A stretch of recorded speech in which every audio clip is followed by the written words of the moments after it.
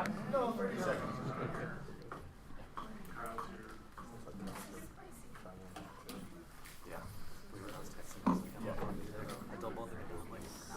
How are you?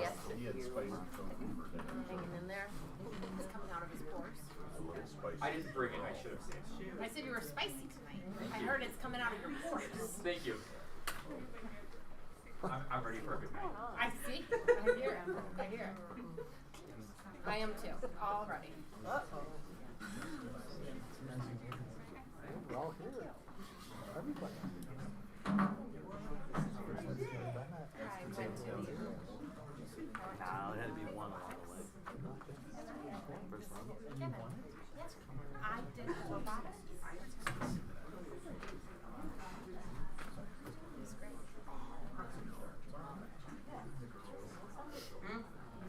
Send it when you can. Let's get it in the morning.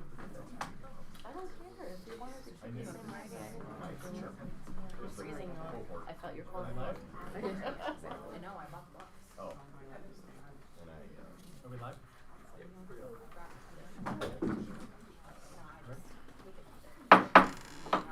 Good evening. I call to order the Board of Education meeting for Prospect Heights, School District 23 for, what is today's date? The 11th of April, 2024. Roll call. Mrs. Botwinski? Here. Mr. Gradanis? Here. Dr. Long? Here. Mrs. McClaney? Present. Mr. Nordmark? Here. Mrs. Peters? Present. Mr. Novak? Here. All right, we are joined this evening by representatives from our wrestling team from MacArthur to lead us in the pledge, and then we'll be able to ask them about some of their experiences this season as well as their trip downstate. So we'll stand for the pledge.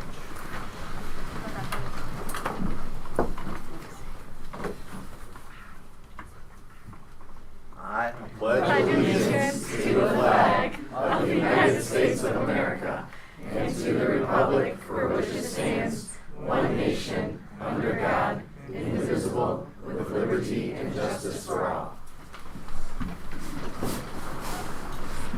All right. So if our wrestlers could stand up so we could ask you a few questions, if it's okay to stand. Okay, we have two. So no wrestling team would be complete without someone on crutches. And an arm brace. That's how you know they gave their all this season, because there are multiple injuries among them. Could we start down at this end? Just introduce yourself, tell us what grade you're in, and if you're so inclined, what you wrestled this year. My name's Ryder Peterson. I'm in 7th grade and I wrestled 105. I'm Tommy Katz. I wrestled 75 and I'm in 8th grade. I'm Frana Klizwat. I wrestled 215 and I'm in 8th grade. I'm Kyle Lochner. I'm in 8th grade and I wrestled 119. I'm Jackson Travis. I'm in 8th grade and I wrestled 167. I'm Vigo Bernowski. I'm in 8th grade and I wrestled 80. And I'm Xavier Garcia and I wrestled 105 and I'm a 7th grader. All right. So who wants to tell us about the season? Oh, we've got Coach with us too. Hi, Coach. Coach Bubba is with us. Thanks for being here, Coach. Who wants to tell us a little bit about your season? Tommy, you're a veteran. This is your 3rd straight year, isn't it? Yeah. We had a really good season. I'm not sure if we lost a meet this year. We won most of the tournaments this season. We got our we got our first repeat for we won conference 3 years in a row, and then we won regional 3 times in a row, and yeah, we had a good season. That's a pretty good season, right? And all of you were state qualifiers, is that right? Yeah. And that was the most state qualifiers we've had, or second most, something like that, right? Second most. Yeah. In a while. But all their team points together came to a 10th place overall state finish as a team. Whoa. All right. So they all went down, and a lot of them went pretty deep to get some more points for that as well. Right. So who's got a fun story from wrestling downstate? Kyle does? Not really. Wasn't all that fun? No. But you suffered an injury during one of the matches? Yeah. At state? Yeah. My second match. Yeah. And you were beating the guy pretty handily is what I understood, and then little turn the wrong way, huh? Yeah. So you had a collarbone, an ankle, Yeah. and also during your match? My last one, yeah. You competed well also all the way through the end. Yikes. Anybody not get injured down there, or is it just part of it? It's just part of it. I mean, you're throwing your body around, you're getting contorted in all kinds of different ways. That never looks comfortable to me. But you guys like it. Any of you participate in wrestling outside of school too? Tell us about that. What do you? I participate at Wheeling, the junior club. Okay. I've been doing it since it came out. Right. When I was in second grade or so. And yeah. Javier, how about you? I also did it, and it was fun. I liked the tournaments we did. Yeah. I placed high in most of them. Yeah. I also did it, but now I do Built by Brunson since it's ended. Okay. So. Transitioning. Good. Jackson, how about you? You're a wrestler through and through. This is your 10th season? No, I just do it at MacArthur. Yeah, it was just 2 years, right? Well, I got injured in 7th grade. Oh, okay. Yeah. Right. And from what I understand, Mom loves watching you wrestle. She's one of those wrestling moms that's at the edge of the mat just going, pin him! Right, yeah. And how did your season go? I ended up getting second in state. Second in state. Congratulations. Thanks. Yeah. That was it was in the works as you guys were leaving. It was like, well, we don't know. Some of our guys are going to do pretty well. We weren't really sure, and then had some injuries, but we had some successes too. Mm-hmm. Awesome. For the 8th graders, are you guys going to wrestle next year? And where do you hope to wrestle? Yeah. So can I ask? So you all you wrestle at a weight class that, like someone said, 105 or 169 or whatever. Does that you have to weigh that amount or weigh less than that amount? Is that what that? Yeah. I really know nothing about wrestling, so I just want to give a quick little education. So you have to stay at that weight, because I've heard of you have to starve yourself before the meet or eat a ton of food. Is that you always want to wrestle at that same weight? Is that how this? Yeah. You have to either make the weight on the dot, say you're 167, you have to make 167 or less. Okay. You can't be over. Okay. Who has a crazy story about making weight this year? Nick? Yeah, Joey's not here. I was 111 Oh, the day really? before a tournament, and then I made weight and then I won it. Our first tournament. So. In the modern wrestling world, though, there's less of an emphasis on making weight and doing some of the harmful medical things like sweating it out, right. And now in the world of wrestling, there's a healthier perspective about wrestling by weight class. That's what they say in IESA.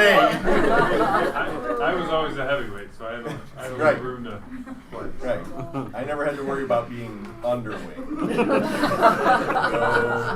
So once you hit that, all the Krispy Kremes you want.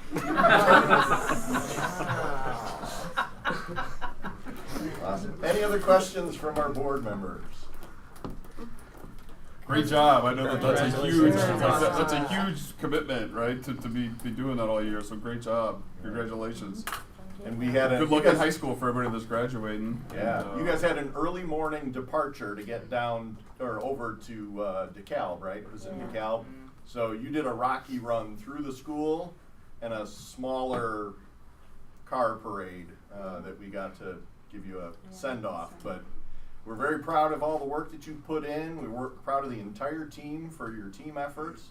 And thanks again to coaches Mike Becker and Bubba Wanio, as well as to everybody on the team. Congrats, and thanks for being here tonight.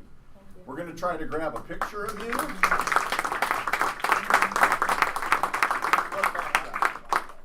What backdrop did you want? If you're okay, we can get them over there. I could always get them in the foyer. Yeah, we'll scooch out of the way. Have the wrestlers, if you guys can stand in front of the sign here. We didn't have to talk. I was good. If they did call me, I was gonna. Any parents who'd like to grab a photo, you're welcome to also. How much time was it? That was Craig. That was a miserable. Grab the chair. Yeah, short of time. I had to cut 9 pounds. Now I know in wrestling pictures we always get big smiles from you guys. Right, yeah. You're like, no, Are we you look okay? serious. They always look serious. Give me your best wrestling pose. Or are they not allowed to? No, you're not allowed to. No, it's illegal. You will be immediately disqualified if you smile. Smile for the time. Smile. Pretty quiet house. How about I like that. We have to stretch our muscles to smile. We haven't worked those muscles. Great job, guys. 1, 2, 3. I'm gonna get 95 more. Hold on. I like that they all ask each other, are we Yeah. That's a team. That That is a Guys, team. guys, Let the parents get One smiles, they all smile. You guys stay where you're at. Smile. Smile, parents. No. No. This is not a tough looking picture. Come on. Coach Baba, come over. The other thing the Yeah, wrestlers, Bubba, get in here. like football Yeah, players, yeah. they prop up their biceps Yeah. like this. Yeah. Now it's a team. Smile. Definitely no smile. Okay. Good job, guys. Good job. Thanks. Yeah.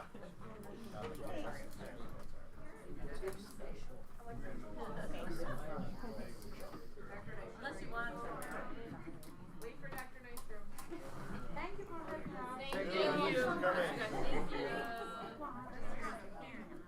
The flexing in the pictures, that's the other thing, the wrestlers and football players, they always flex while they're being photographed. It's more intimidating, or so I'm told. My parents used to sit at the edge of the seat, terrified. Yeah. What is he gonna break today?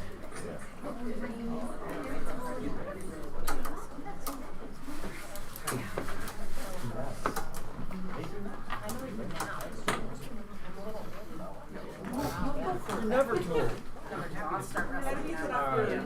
adult league, Add that to my agenda. At each regular and special open meeting, members of the public and district employees may comment on or ask questions of the Board of Education.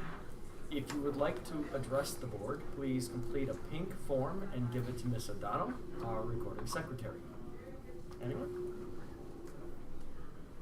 All right, let's move on to communications. Building a better D23. Oh, I have this? No. You. Kevin has a I have brief this. statement to read. This is all right. Just a brief statement about our referendum. On behalf of the board, I'd like to thank all the volunteers who supported our referendum efforts in March.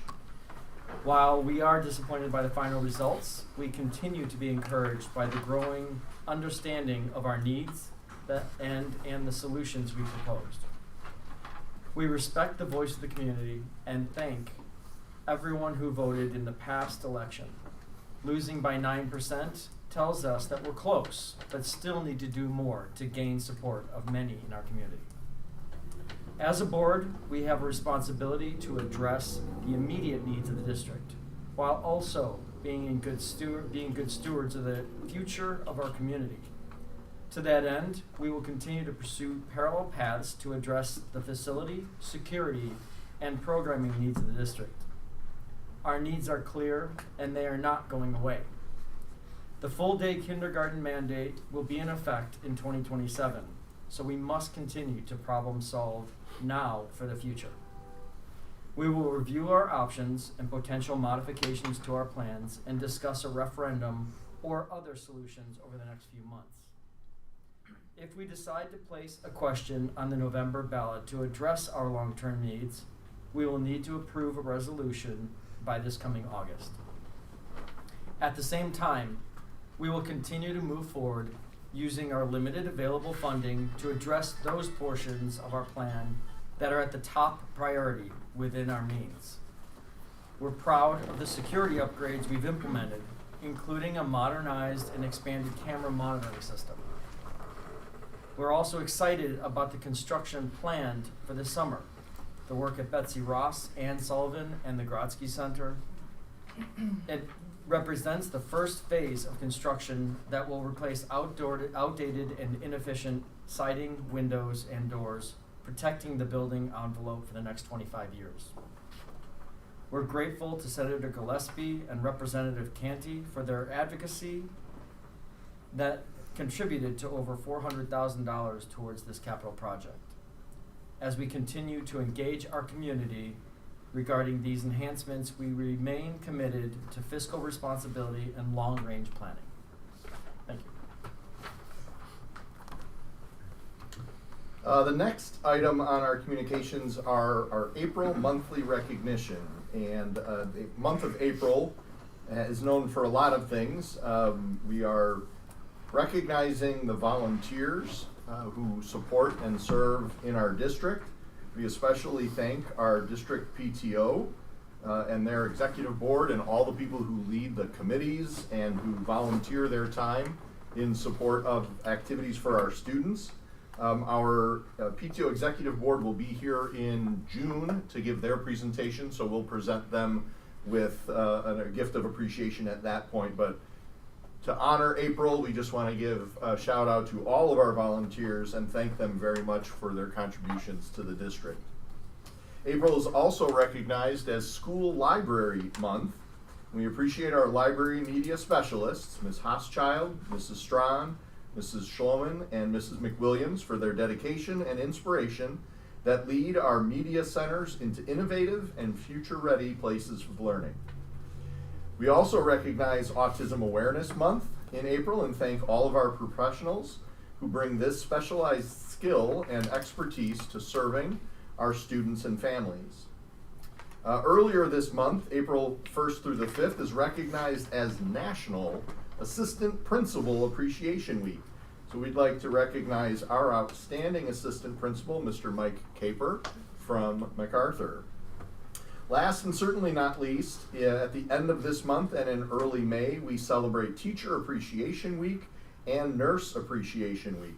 So we will be thanking all of our professionals for their dedicated service and contributions to District 23. We will be providing a luncheon for all the staff in appreciation or celebration of this on May the 10th, Friday, May 10th. So thanks again to everyone we recognize during the month of April.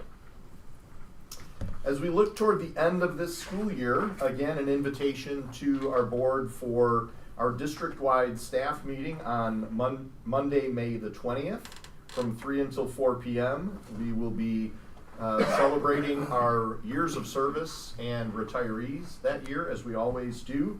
We're planned to be indoors at the MacArthur Gym, and if the weather is nice, we'll be outdoors in one of our learning spaces as we were last year. Hey, what time is the event on the 10th? Thank you. I just put that in my The 10th is calendar. between 11 and 1. It's a midday. Yeah, right? it'll be an open kind of drop-in event for teachers because they've got their school improvement day. Okay. So depending on their schedules of articulation and other meetings, we're just kind of open for business throughout that window. And where are you doing it at? It'll be at MacArthur. Yeah. In the CAF and also outside, hopefully, in the outdoor learning space. An announcement again for our entire community that registration for the 2024-25 school year is now open. Don't delay, register in April. Today. Register today, register before May, Right. register in April. All three of those, Register in May. all good. Register by May 1st, please. We've opened that. We've got, we're tracking those, and that early, the earlier the better, because it allows us to section and plan for next school year. Again, the fee payment component is not until July, as we shifted that a number of years ago now. And those are our communication items. Great. Moving on to committee reports, starting with building and sites. Carol. Okay, we had Building and Sites meeting on the 2nd. there was a review of the work to be done this summer. Obviously, the major work is the siding and windows and door replacement. Archon had put together a video rendering of kind of how things are going to look. So we took a look at that, and it's kind of neat to see, not the actual thing, but kind of Virtual walk. Virtual walk, right. And how things will be completed once all the phases are done, because it included MAC as well. Let's see. Discussed removal and replacement of the landscaping, and, following the replacement of the siding. The Plant Your Roots project along the Ross and Sullivan Breezeway. That'll be kind of student and family. Yeah, Mhm. yeah, and student families. Let's see. Looked at removing the current plantings in back of Ross. There's an existing garden that is like the way the land is. There's areas that are sunken and it doesn't get as much sun, so that whole area will be removed, and a new area designated behind Ross Sullivan, kind of between the two. So that will be following all the siding work on the building, and will include a shed, a garden shed. Also shared the publicity for packing up this year in anticipation of all the work that's being done. So the guidances that are going to the Ross and Sullivan staff as they pack up for the year. Let's see.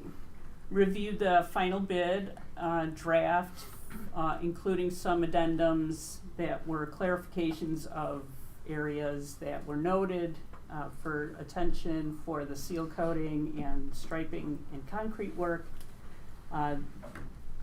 The bids came in actually later that day, and that is the lowest responsible bid is in the packet tonight for approval. And then there was a review of the work that actually was done over spring break. A lot of things happened. Plumbing repairs were made in the MAC courtyard, and so those repairs were made, and the patio was replaced, and the landscaping is replaced or in the process. Phase 2 of the security camera installation was completed. There were cameras installed in the buildings, including the monitors in the offices. The district fire alarms testing was completed. There was delivery and review of the packing materials for use as we pack up for the summer, and painting in the lobby of the Little Theater, which is the area that the Student Senate has worked on for their student collaborative space. So that painting scheme matches what's in the MAC library. And I think that's everything. Yeah, that's what I had. Everything? Okay. Nice. Finance. We met on April 2nd, so last Tuesday. We looked at monthly financial reporting like we do every month. We looked at the 2023 levy apportionment adjustment, and we are going to be voting on that later this evening, so we'll keep right open for that. We looked at we did a preliminary review of the 2024-2025 NSSEO budget, and we will be looking at that a little bit later this evening. we too, like Carol did at Buildings and Sites, Carol and Kevin, reviewed the 2024 seal coating, striping, and concrete bid. Again, we will be voting on that later this evening for approval of the most responsible lowest bidder. We discussed EVC insurance renewal for 2024-2025, and we will be discussing that further this evening. And then finally, we discussed the workers' compensation insurance pool and possibly leaving the pool that we're in right now because it covers more than just teaching professionals or school professionals, I would say. It includes like police and fire, like people that may have more claims, maybe driving up costs. So just it might make more sense for us to be in a pool that is more. I can't remember what SELF stands for, but it's more geared towards a school setting. Yeah, I'm sure that's not for school, but anyway, that was pretty much it, I think. So, okay. NSSEO. Carol? NSSEO was April 3rd, last Wednesday. Began with NSSEO is in the process of negotiating with their maintenance and custodial staff, so there was a closed session to review that. But then Shining Stars was covered 2 students. One was from District 59. He's been in an NSSEO program since 1st grade, is now in middle school. And the other student is a 3rd grader from District 23, David.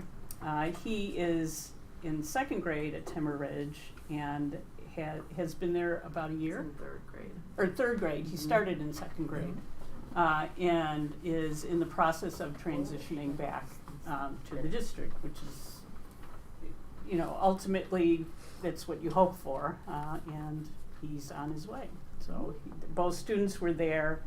And David seems like quite a character. Yes, the board was pretty taken with him. But anyway, so that was the Shining Stars. Then there was a review of the continuous improvement plan over student outcomes, social emotional learning, and supportive, collaborative, and person-centered learning environment, and kind of taking the learning that these 2 students have been able to do over their time in NSSEO, using and the staff using various assessments to hone in on interventions that would have the most effect for that student. The other thing was to include that student in developing their own intervention plans, which is a good thing, and they have ownership. They know how to help themselves. So, moving on, then there was a superintendent's report. They reviewed the graduation dates for all the programs and are looking for board members to participate in that. Meg reported on the Senate bill, State Senate Bill 3606, which Don has given us information on. It's the bill where they are trying to have parity in how between public schools and private placements, and how those placements are reimbursed in the state. Right now, the private placement is reimbursed at a much higher rate than public school placement. So she was reviewing that and encouraging witness slips for that bill. So that's 3606. It's a Senate bill. So. Reviewed some of the upcoming year-end events for NSSEO, and and you might remember I said that NSSEO purchased SuperEval, which is a software tool for evaluation of superintendents and other administrators. Now that is in place, and so that will be, the next step will be evaluating Dr. Schnorr after her first year. Let's see, Human Resources, they announced 2 new positions. Christina Baziri was announced as the new assistant principal for Kirk, and Nicole Burke was announced as the new NSSEO program coordinator, and those 2 positions will start in the next school year. Then for business services, Gavin did a presentation of the 2024-25 NSSEO budget, which we have in our packet tonight. Let's see, and the board voted to transmit it to the districts, which obviously we did because you have it. There was an announcement that NSSEO has created a Fund 60 capital improvement budget line item, which is important to note.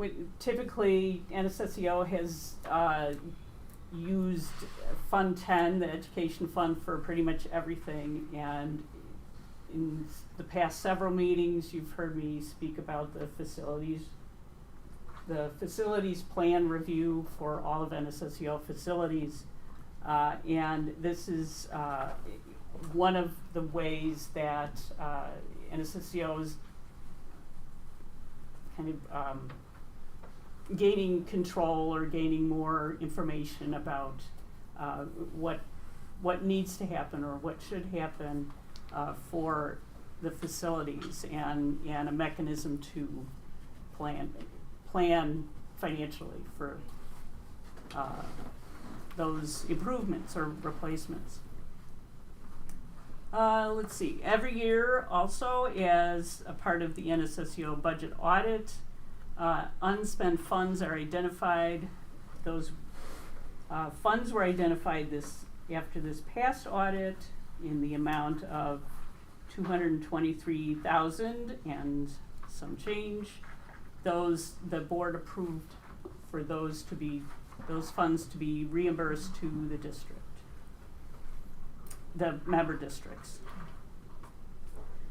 Let's see, the board also approved tuition rates for the upcoming 2024 ESY program for each of the programs for both the member and non-member districts, so those tuition rates are different. And there was an update on the foundation. The bingo night, which I talked about before, raised $21,000. Wow. Which is their big fundraiser. So, and that's NSSEO. A lot of cash. It is. That's great. All right, super. Moving on to the consent agenda. Possible if we could bifurcate the minutes, both a general session and regular session and executive, from the personnel report.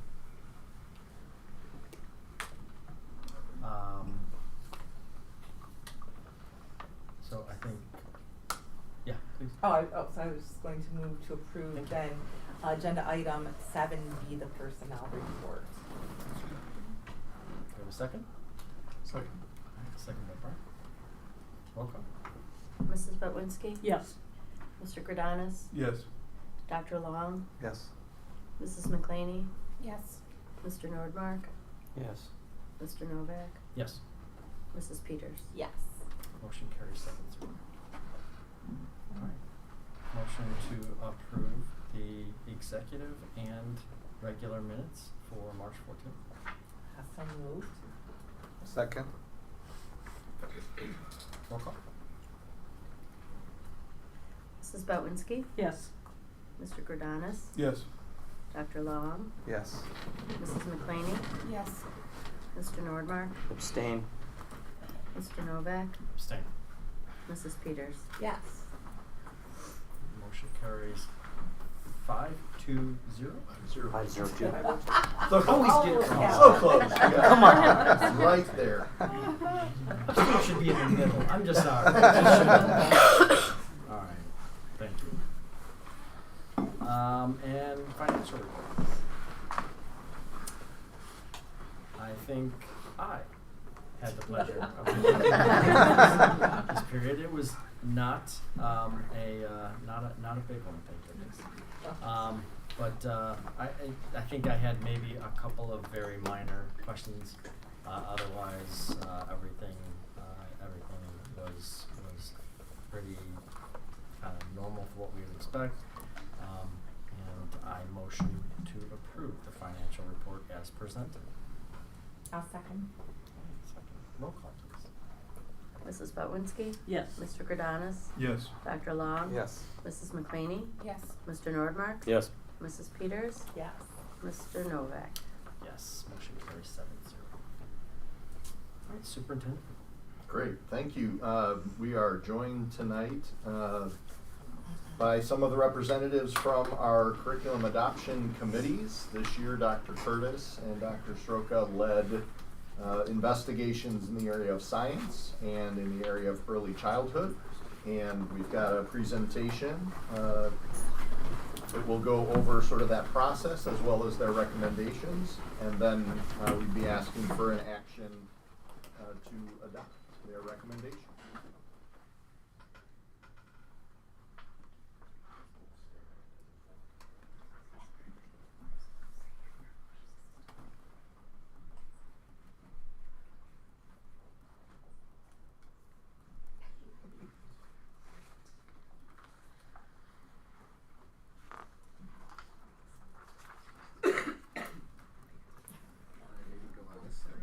Oh no. It's the other one.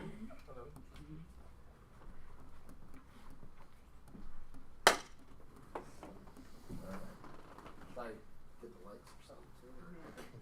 We're gonna be napping. Yeah. Only one. I don't know about that. A dimming is better, right? We're gonna be out.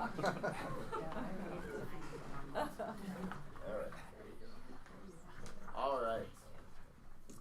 So, as you know, this year we had joined a committee to work on adopting a couple different curriculums. So I'm going to kick things off with our science adoption. And as you all know, our D23 vision is that students are engaged, inspired, and empowered to collaborate, learn, and grow. And our highly qualified staff, they create relationships with students, basically use that plus following the standards, but their path to that is through the curricula that they use. And we've adopted a curriculum review cycle, which every 6 years we have a different curriculum that comes up. And this year it was time for our science and our early childhood curriculum reviews. So you can tell by this document, which is always available on our website. You can tell that this year, at the top, we always redo it, and this year, at the top are the ones that are under review. So next year, you can tell in blue, those are the ones that are next, and this year, the ones that are up will be moved to the bottom. We also have a process that's pretty consistent at the very bottom. We start with reviewing our standards for whichever curriculum is up for adoption. Then we identify the gaps in the curriculum and the needs, and we collaborate on our practices and those needs. And this year we started by reviewing our goals for that process, as well as the Illinois Learning Standards for Science. We started way back in September, and we just finished actually with our last meeting last week. Along the way, we had staff input, also a variety of other things. We created a rubric to help us basically do an analysis of all of the vendors and their curriculum along the way. We also reviewed samples and piloted the curricula. Then we had those vendors, we actually had those vendors come in December through February. And we made our final decision in March and just had our final meeting last week, which we wrapped up redoing our curriculum maps and planning our professional development.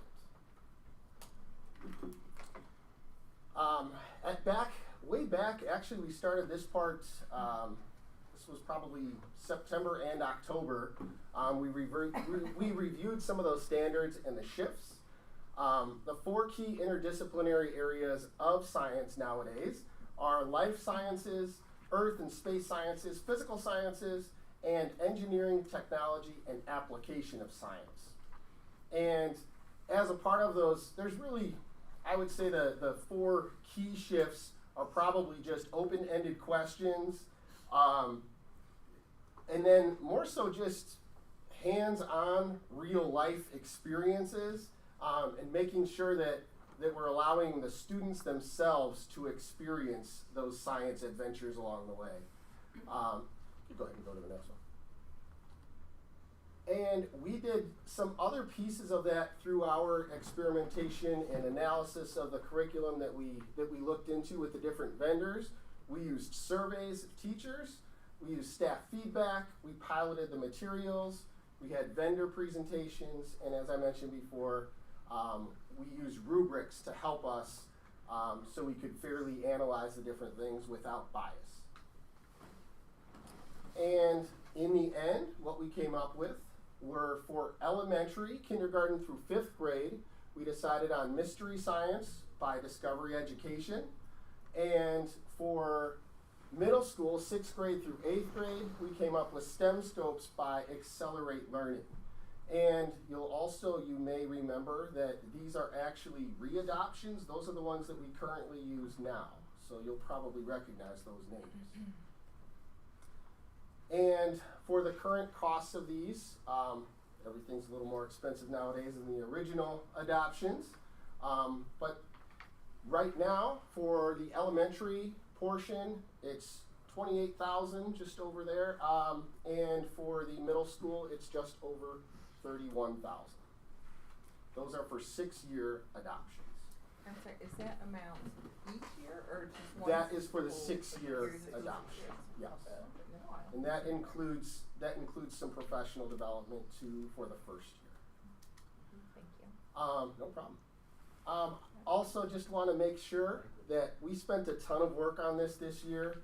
We had 6 committee meetings scheduled, but we also had some additional meetings along the way with some vendors that we couldn't have in during the meeting. So there was a ton of time put into this and a ton of thought along the way. So I want to make sure we thank our committee members. They're all listed here on this slide. Want to give special thanks to a few of them who are here today. We have Lisa Schmidt, we have Kelly Brockway, Joan Lewis, we have Tracy Mezier, she was one of our reps, Mike Caper over here. Let's see, we have Stephanie Gage over there, and I think that's it, right? Anybody else here was a member? That's about it. Any questions for us? Should we do questions at the very end? Or? Sure. Yeah. Okay. Next slide, please. No, same presentation. Oh. Actually, just keep on going. Thank you. So early childhood is also reviewed on this same cycle as science, and so what's a little bit different is that there's not a lot of stuff out there for early childhood education. So when it comes to curriculum, so we really spent a lot of our time exploring the Illinois Early Learning and Development Standards, as well as reviewing the current curriculum that we have. It's called Creative Curriculum, and really taking a little bit of a deeper dive into the components of that curriculum, the connections for families, as well as the MTSS process for early childhood, which we have a process for K through 8, and we need to look at what that looks like for preschool as well. So we met 6 times, or we're still meeting. We had one meeting today after school, and we'll have one more. And so kind of focused on those areas, and I'll dive in. So next slide. We had an opportunity, once we kind of knew early on that as we explored, there weren't a whole lot of other curriculums to explore for early childhood. and we knew we were pretty happy with creative curriculum. What we decided to do was really look at the fidelity of our implementation of the curriculum, and so we took 2 visits to 2 other early childhood programs, one in Berwyn and one Aptekissic trip up here in Buffalo Grove, and observed their creative curriculum in action. And so we really wanted to see how they implement it with fidelity, how they are connecting it with the families, because there is a family component to the program that we're really don't have access to yet because we have kind of the older version of the program. And so it was a really nice experience for the teachers and even some of our related service providers to go out to these programs and see how it is implemented and with a variety of different students and needs and language needs and things like that. So, next slide. As I had mentioned, we really kicked it off by looking at the Illinois Early Learning and Developmental Standards. And these standards were developed to really provide a foundation for schools to understand what to focus on with our 3, 4, and 5-year-olds. And it really allows people, especially policymakers, to understand the connection between kindergarten and upper grades and birth to 3 and early childhood. So really understanding like what really needs to happen at those age levels in school. Next slide. So the guiding principles of our standards that we reviewed is really around how children are learning. 3 and 4 and 5-year-olds are not going to sit at the desk and pick up a book and read or do a worksheet or anything like that. They play. That's how they learn. They learn through play. So the guiding principles of the standards really focuses on that teacher-directed and child-directed play and how you embed learning through that. So those are our guiding principles. Next slide. These are all the areas that the standards cover. Okay, pretty long list. And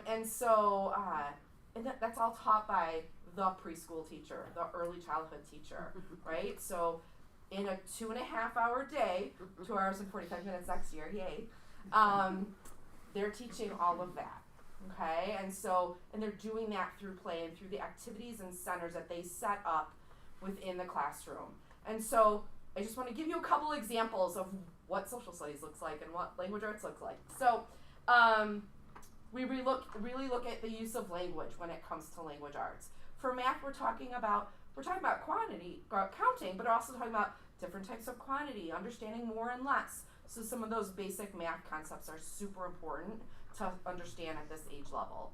When it comes to science, it's really about exploration, learning about the earth and how we grow things. So really some nice experiments that are built into the curriculum, which is really exciting.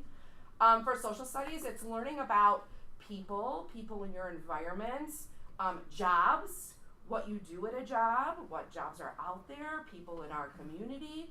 So that's a really big piece of social studies. Physical development is a lot about learning about your body and how it moves. The arts, everything you can think of in the arts. So you're talking about music, you're talking about arts in relation to drawing. You're also talking about drama. So if you've ever been in a preschool classroom, there is always a drama center, right? So kids are exploring how to be different characters and things like that. So that's all within those standards.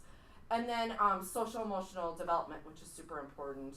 And it sounds like a big deal, social emotional development, but it's really about learning how to play with your peers and being able to attend to something for longer than you currently can, and really understanding how you are within that group and within that classroom, how you're a part of that group. So lots of standards to cover in preschool, and so that is why, next slide, we have decided to readopt the creative curriculum. It is unit of study focused. So there are studies that the teachers do on a monthly basis and connect all of those different standards. So it has a lot of ability to address differentiation and different abilities of children, because don't forget, it's 3, 4, and 5-year-olds all in the same group, right? So they all are developmentally at a different level. So the curriculum really allows you to be flexible as to where the kids are and where they need to go. It is very much aligned to the Illinois Early Learning Standards. So, next slide. I am not as cheap as science, but we do, we're looking at a 5-year subscription for creative curriculum with an option to add a year, but that is a cost, and it includes books, children's books that go with all the units, as well as manipulatives, which obviously we need for little ones to be interactive with the curriculum. Next slide. And we had lots of people participate in our committee within the early childhood department, and we kind of did a couple different types of meetings. So 3 meetings were with the full team of who you see there, and then 3 meetings were just with the teachers. So it had more of that classroom-based, pre-literacy, pre-math kind of focus. So it's great to have all of them involved, and Lisa was one of them, so thanks for being here. And I think that's it for me. Next slide. So any questions for Dr. Curtis or I about science or early childhood? The 5-year agreement, you said there's a ability to do the year we're going to be for the 6. What is the cost of that? I don't know off the top of my head, but there is a cost, yeah. So, but they can extend our, so we would start looking at that in probably about 3 years to see if we want to extend that an additional year, or if we want to look at, again, there's not a lot of curriculum out there. So I was going to say, I mean, we're on a 6-year rotation. Yeah. So, okay. Thank you. So, A significant percentage of our EC kids, right, are at risk. I mean, and how does that? All of the children in everybody preschool are is, at risk, right? And then a portion of them have special education needs. But so that, like, how does that, like, kind of inform your process there for making the selection, right, and the implementation of it? So the creative curriculum program has an entire strand of objectives when it comes to students with special needs, as well as our multilingual learners. So there are activities and approaches that are suggested for each unit of study in order to meet all of those students' needs. So it is actually a very robust program, which is very nice. So then the teacher doesn't necessarily have to think through every little component and how they might modify it, either for ability or for multilingual or for a student with special needs. So it's very nice. And the parent component of it, that is like, like, how does that work? And do you all need like professional development or like parent nights to kind of implement that? So part of that we will get some professional development with the curriculum, but so every unit of study has a component for the family, and so there's activities that are very spelled out, materials that they should be using at home for that month. But the other piece that is really nice, so the creative curriculum has what's called the cloud. So the curriculum is, because it's not like here's a book, here's our curriculum, kiddos, right? Like the teacher is leading all the activities and setting up the centers and all that kind of stuff. So all of that is online for the teachers. And then there is a component where we would give the parents a login, and there are videos for them to see, like, okay, if we're doing our tree unit, our tree study, and we want the families to go out into their backyards or down the street, go down to the park, this is what we want you to look for. There's little videos to kind of show and explain to parents who are maybe multilingual, who might not understand English as well. If we send it in a piece of paper, they can watch a video and kind of see like what kind of activity they can do to help kind of bridge the learning that's going on at school that can happen at home as well. So that's another component that's part of the cloud-based piece. Yeah, we're excited about that. The science curriculum, I mean, this is what we were using before, right? Yes. Was there much of a change, or is it kept up to date such that it's just another year? Yes, so actually, all throughout our previous adoption, they have been adding lessons, which is one of the bonuses that the staff had liked along the way, and why going into our investigation, they were pretty high on it already. So if we had to guess at the beginning, we probably would have assumed that we would have stuck with it, but we also wanted to do our due diligence and take a look at some of the other programs out there. Yeah, so. awesome. That was a similar question I had, is how often is the state curriculum or the, I guess, things changed? Oh, the standards. Standards, yeah. So the standards had changed right about the time of our previous adoption.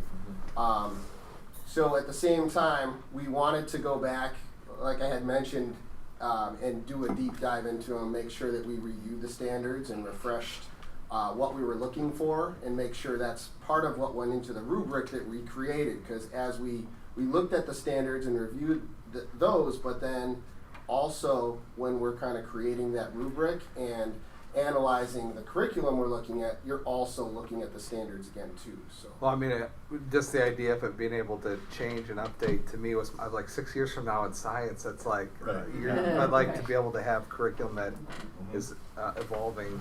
To me, is the biggest question I had, especially if standards are changing pretty regularly. Pluto's a planet. Pluto's not a planet. Right. That's actually we see that, and that's one of the benefits of the digital materials rather than having a hard printed textbook, and many of the vendors are moving to that model for those very reasons. Yeah, that was the example I thought of actually, was the Pluto absolutely. thing. So, yeah, okay. Presumably the Earth is still round. Yes.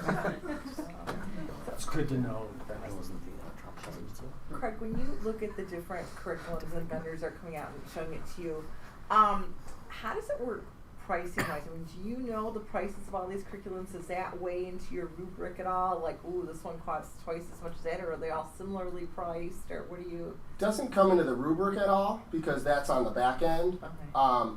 But I think it comes into it as much as we allow it to come into it. I mean, we have a budget, obviously. Presumably, I'm gonna be honest with you, I was new to this process, but at the same time, presumably, probably wouldn't want to invite anybody in that you can't afford in the long run. But at the same time, yes, I mean, in answer to your real question, yes, the pricing of the vendors, I mean, yes, there's anything from, there's actually free, they call them open curricula, they have those, all the way to, we could have spent $500,000 for a science curriculum. So they are all recommending. You're welcome. Did we get any kind of discount for being like a repeat buyer of mystery of mystery science and yeah, there's slight discounts for those types of things, and there's some little notes in your board packet, I think, that we had put in there. When they, I remember when we adopted the mystery science, right, 6 years ago, because I had a second and third grader at that time, and I'm getting really old. But that seemed like it was like really innovative at the time because of like the characteristics that you were talking about, where it's more hands-on, more kind of discovery and focused on independent. Like, do you see like the other vendors kind of going in a similar direction to that? That's just kind of a general trend across all the curriculum vendors? Definitely more so than when we adopted it last time. I think the biggest piece to it is, like you mentioned, yes, the hands-on experiential piece, but then also just relating it to real life experiences. So whether it's an actual experiment or it's showing a video of a tornado from real life that's actually happened before they do an experiment to show them a tornado of something that, in a bottle or something like that. So yes, it's the multimedia, multi ways of showing it, but then also the hands-on piece. But yeah, there are I would say other vendors have caught up, and they're all doing that in some way, shape, or form. I think in answer to Mary Lynn's question too, when it comes to pricing, we save a ton of money just by not purchasing their material kits. And kudos to our staff members and Lori Ellison up here for helping us with Amazon orders and all of those types of things. It's more work, but at the same time saves a ton of money, because that alone for 1 year could be anywhere from $15,000 to $50,000. Who knows? But yes, a lot of money there. So I think the other thing that continue to see, the market broadly is still monopolized by a couple of major publishers, and so they develop curricula that are they appeal more nationally.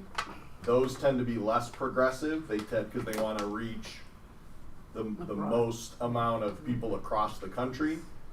One of the things that we've done as a district over the last decade really has been going outside of the box a little bit and finding a core curriculum, but with an ancillary support, or in these cases, finding opportunities to supplement with very local that give us more of what we want to see. Because the publishers are going to sell to, their goal is to sell as much as they can, not necessarily to stay as current with, the changing pedagogy. Going to Texas. Yeah. Right. Yeah. All right. Thank you. Thank you. Appreciate it. So there's a motion in the packet, I believe. Should be.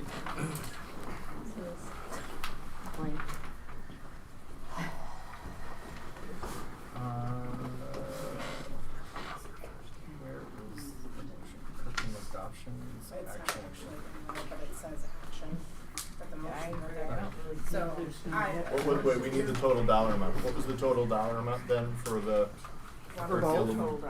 Well, total, it's in the memo, but. Oh, it's in the memo? list them separately. No, we can just say in the amount of. I move to, sorry, this is just the one.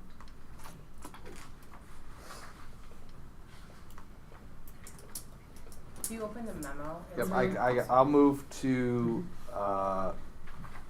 purchase the science materials at a cost of $28,110 for mystery science, $31,185 for STEM scope, and $52,000 for creative curriculum. Thank you. Do we have a second? Second. All right. Roll call, please. Who's second? Mr. Nordmark? Yes. Mrs. Bowenski? Yes. Mr. Gradanis? Yes. Dr. Long? Yes. Mrs. McClaney? Yes. Mr. Nordmark? Yes. Mrs. Peters? Yes. Mr. Novak? Yes. Motion carries 7-0. Okay. Been so long since we've seen them present. Call Doctors Curtis and Soroka back up to the microphone. We have annually sort of report back out to the board on updates to some of the program enhancements that we've developed. And so we just have this as an information item to inform the board about some of the enhancements that we've developed, and we have an exciting announcement tonight regarding one of those programs. Okay, so thank you. We have few different components to give you some updates on regarding programming here in District 23. So we can go to the next slide. So this is everything we'll cover in our presentation. We'll give you an update on some student services programming, including permanent. You can see the thing. Don't look at that yet. Good. Hide that. Our SEL program, our SEL program, early childhood education. We'll also give you an update on our multilingual learners, it's a big word. Multilingual learners programming, as well as instructional coaching. Next slide. So we are here to give you an update from a year ago when we were requesting the opportunity to open a new program here in District 23 to support some of our social emotional learners and keep them here in the district and prevent them from going to a more restrictive setting. Next slide. So we left you last year with this quote: beneath every behavior, there's a feeling, and beneath each feeling, there's a need. When we meet that need, rather than focusing on the behavior, we begin to deal with the cause and not the symptom. And so we are here to share with you our new program. Next slide. And we'll cover all these things. Our mission, we've developed a mission and a vision and a name and a logo, and share with you a little bit of our cornerstones of our program, and what our staff supports look like, and some parent and student testimonials, as well as our future needs. Next slide. So this is kind of where we left last year, is showing you this is the level of support that students with IEPs can get based on their IEP. They go from the left side, least restrictive, where they're in the general education classroom or a majority of the day, all the way to most restrictive, where they're outside of our district schools in a therapeutic setting. And one of the pieces that we were missing is in that third box, where we have a SAIL program, and we support students who have intellectual disabilities and require learning in the life skills areas. But then we had these other students who really struggled socially and emotionally, academically, are at or above grade level very often, and we were sending them elsewhere where when they weren't able to learn in our setting. So next slide. All right, so with the new program, yes, we're unveiling the visual, the logo for Strive. There's been about 10 of us, approximately, that have met throughout this year, and one of kind of the things on our to-do list was to come up with the program name and the logo.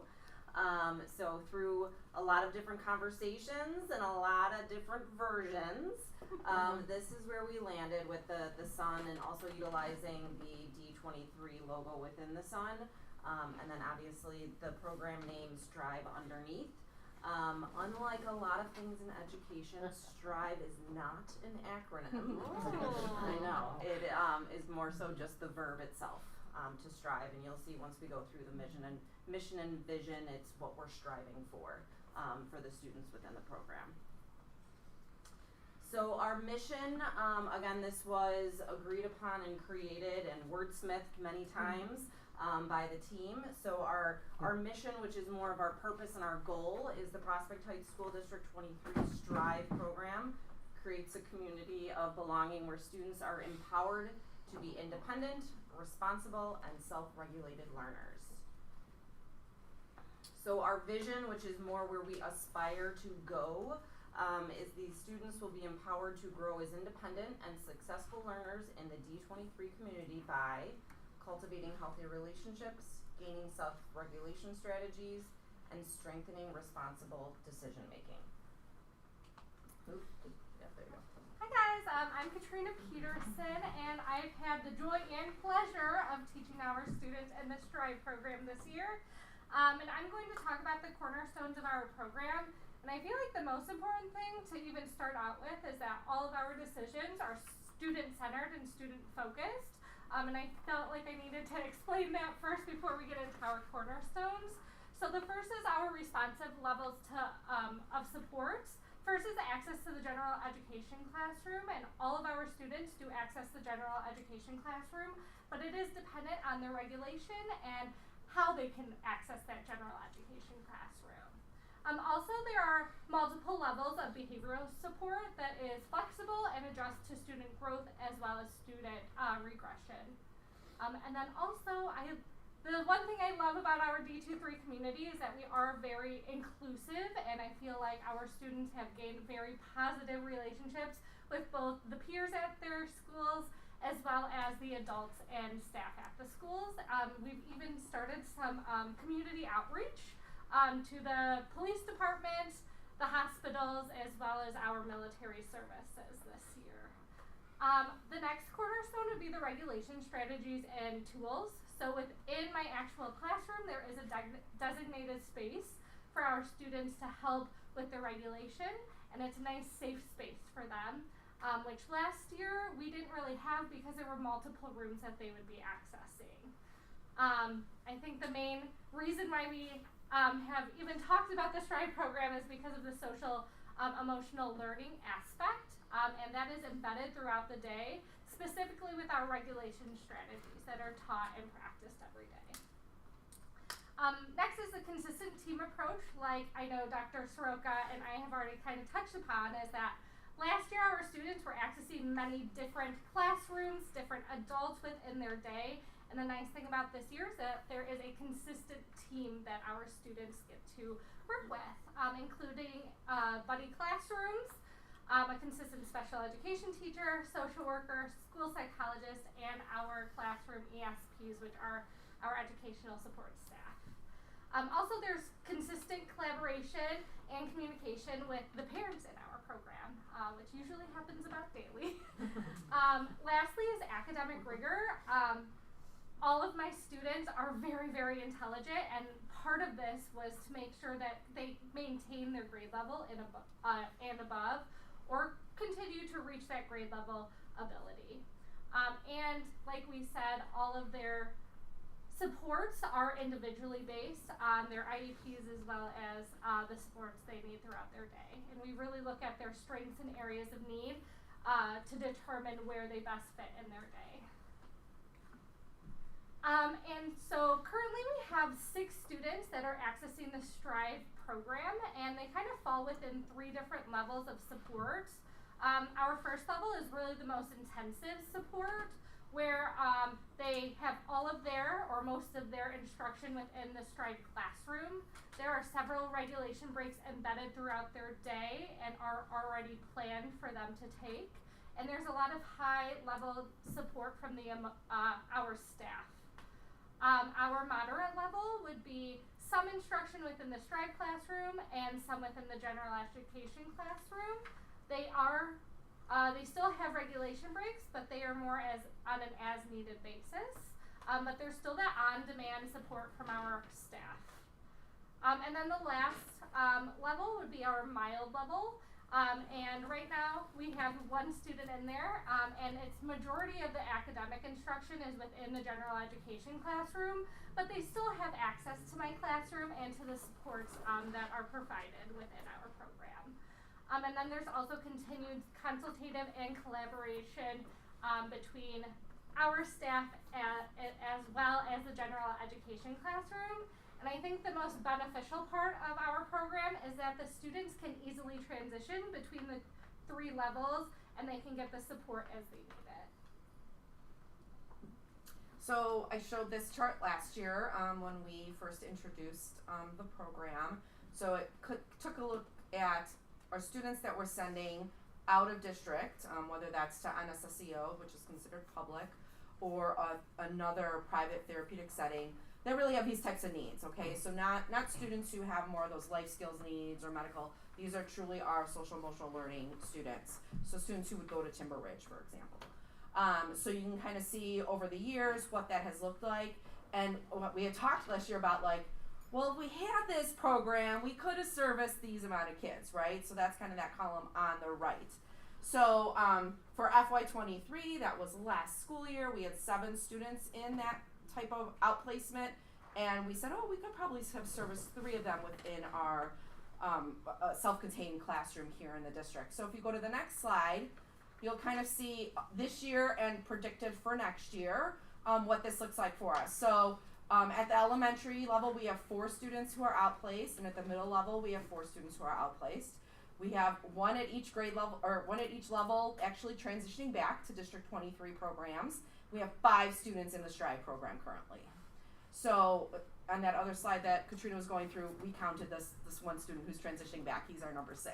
So, but if you look at projections into next year, you'll see the reduction in the therapeutic setting, the potential for who we can transition back of those students, and then STRIVE. We have some kids that are graduating out of middle school. That's why the numbers shift a little bit. So just so you know, the numbers are changing. So we'll have 6 in our STRIVE program next year, and with the potential of transitioning 1 back as well. Next. Alright, so I am going to talk to you about our amazing group of professionals that make this program possible. So Katrina Peterson is our full-time special education teacher who works with our kids. And as well, we have 2 full-time assistants, Miss Nelson and Mr. M, who are amazing. They are both new to the district, and they have just jumped into the program, made amazing connections with the kids, and are just a wonderful support. And the wonderful Miss Erin Lim over here is the psychologist that supports the Strive program in addition to her duties full-time at Ross. So she is on call for us when we need to consult with her for decision-making and support. Also, Rachel Curran, our Sullivan social worker, is the dedicated social worker to support our Strive program. I'm the designated admin for the program, so I work very closely with Katrina and Erin on a daily basis, supporting our kiddos. And we have district and NSSEO coaches, Abby Cisneros, Sheena Gunia, and Nicole Burke, who we meet with and work with as we've been building this program and developing our protocols throughout the year. So we are very lucky to have just this amazing group supporting our kids in the program. Okay, and again, I'm Erin Lim. I'm one of the district psychologists, and I'm supporting the Strive program. And we're going to go through our testimonials in just a minute, and I do apologize, I could not figure out how to print through Canva, so I have it on my computer, because I do have glasses that I have not worn in 10 years, but I definitely cannot see that properly. And I really wanted to start this off, you know, as we were talking about NSSEO, and our student who went there last year, our shining star, he is a student who comes to my mind when we talk about this program. And one of our core values in District 23 is really that we want our kids in our buildings and in our school community. And it is honestly devastating for us as staff when we can't support them. And last year, we talked about that student from NSSEO, it was just heartbreaking to have him go to Timber Ridge when we knew if we had had a program like the one we have now, that might not have happened. And then we had 2 additional kids move into Betsy Ross, where I'm at, we get them all, where I was like, what are we gonna do? Because they could also be outplaced. And so Dr. Shroka and I, and Aaron Curry, where'd you go? We got creative, and like Ms. Peterson said, we were pulling special ed supports left and right to try to figure out what to do with them so that they could be regulated but still be in the gen ed classroom. And as we talked about, we're talking 3 or 4 different special ed teachers working with them, 2 or 3 case managers, me and Megan Rieger, who are just our own little selves, that's the social worker at Betsy Ross, just trying to do all of those things. And it was really hard. And we were so grateful when Dr. Shroka and Aaron Curry came to you all in the spring to ask for this program, because again, those kids were at risk for leaving. And I was worried as we came into this year, what level of progress are they going to make if we don't have a consistent staff working with them and a consistent program to be able to meet their needs. And so we are so grateful to you all for helping us to keep our students here. Gosh, I did not think that I would cheer up a little bit about that. But we are truly grateful for that. So we're going to read some testimonials from parents and students. Can you read from this? I can read. I don't have glasses for this one. It's far enough away. Oh wait, go back that that one. one. Right, so I think through these testimonials, you could really see the impact that this program and our staff has had on these students and these families. So this is from a parent of a Sullivan student saying, "We cannot say enough about Ms. Peterson and her classroom. It has been so critical for supporting our daughter through her challenges this year. Because of her access to this program, she has been able to work through her difficult days without falling behind in the curriculum and also without disrupting her gen ed classroom. Our daughter also loves school this year and is much less anxious about going. We know that having Ms. Peterson's classroom available is a huge reason why. We have felt so supported by the entire team and are immensely grateful for this resource." This is from a student. "Miss P's class helps me focus on my schoolwork. I think I do my work better with less people and less distractions. I like having access to her classroom and the calm corner when I need to use it. It also helps me because there are more adults in the room, and I am able to work with Mrs. Curran and Miss Lim whenever I need some help. Having Miss P and other adults in the class makes me feel happy and confident. Right, and another parent of a Strive student. Since my daughter started attending your classes, I have noticed her interest in math has grown and she has gained back her self-confidence. I would like to share with you that she is very happy being in your class and having fun doing math and drawing, as she said. She also said that she is now reading with Miss Nelson and she is enjoying that too. I think that progress happened due to your individual approach to her and the fact that it is a small group of students. In a short period of time, you were able to build a strong connection with her and that affects her in a positive way. At the same time, it motivates her. Overall, I think she definitely benefits from your program. Thank you for all of your support and hard work with my daughter. And then another parent. I'm happy to provide a heartfelt testimonial for Ms. Peterson and her wonderful team. They truly stand out for their attention to feedback, flexibility, and respect for each child's uniqueness. Their creativity shines through as they use interactive activities, visuals, and hands-on projects to make learning exciting. The math games they create together in class have sparked a real love for numbers in my child. We even enjoy playing these games at home and with relatives online.